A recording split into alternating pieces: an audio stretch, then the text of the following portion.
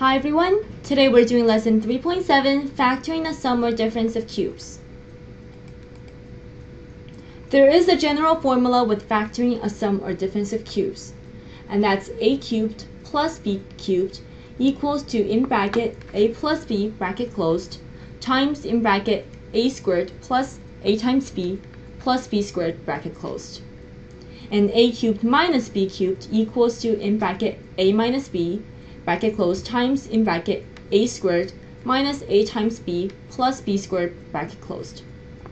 So the general formula here would be a cubed plus or minus b cubed equals to a, and then that's the same sign. So if this is a positive, then this will be a positive. If this is a negative, then that's going to be a negative. So that's going to be plus or minus b times in bracket a squared, and this is going to be the opposite sign. So if this was positive, this would be negative.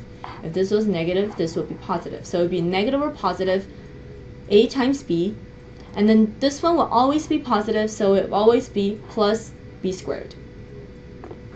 This is a pattern that uses factoring of cubic polynomials only. Now let's look at example 1 from your learning resources.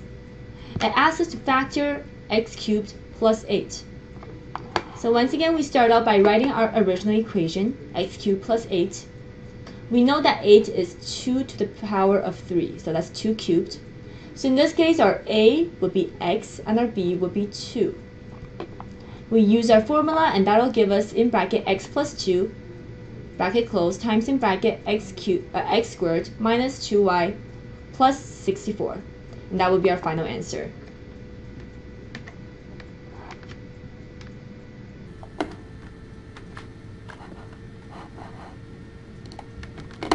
So it should actually be plus 4 instead of 64, and I've just corrected that on the slide.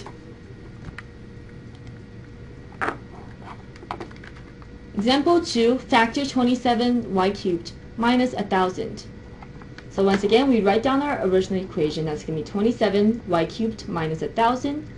We know that 27 equals to 3 cubed.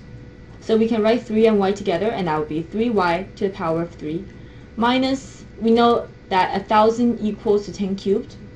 So in this case, our a would be 3y and our b would be 10. We follow our original equation, our general formula, and that will give us the answer of 3y minus 10 times in bracket 9y cubed, y squared, plus 30y plus 100. So now let's look at another example. It asks us to factor x cubed times y to the power of 6 minus 64. So we start once again by writing out our original equation. Notice that x cubed times y to the power of 6 equals x times y squared, and then all to the power of 3. So in this case, our a would be x times y squared. Also notice that 64 equals 4 cubed. So our b in this case would be 4. We follow our original equation, our general formula, and that will give us the final answer of in bracket xy squared minus 4 times in bracket x squared y to the power of 4 plus 4xy squared plus 16. That's going to be our final answer. So that's the end of this lecture. Please remember to check out the activity video as well as practice your assignments and upload them for the teachers to mark. And I'll see you guys next lecture.